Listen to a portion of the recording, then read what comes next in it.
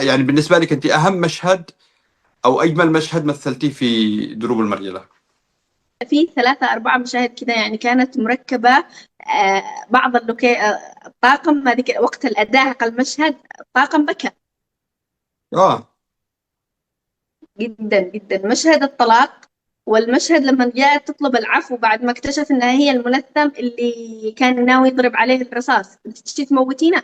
ايش كان بيقول لك عقلك لو انا قتلتك وقتلت الانسانة اللي انا جلست احارب الكل علشان اوصل لك؟ اكيد ان انا كنت بعمل الطلقة الثانية براسي. المشهد هذا انا بكيت، صلاح بكى، وليد بكى، الطاقم اللي ورانا كلهم بكوا.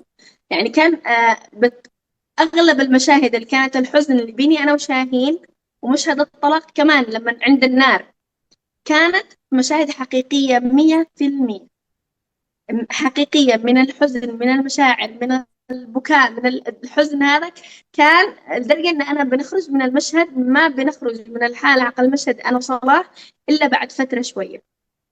يا فكانت لطيف. مشاهد قوية ومؤثرة جدا بالنسبة لنا إحنا. ممكن أنت لما تقرأ الشخصية أو شيء، فمشهد حساس زي هذا يبكيك أو يبكي طاقم كامل.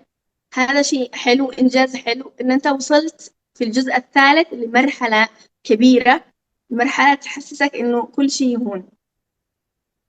كلام والله يعني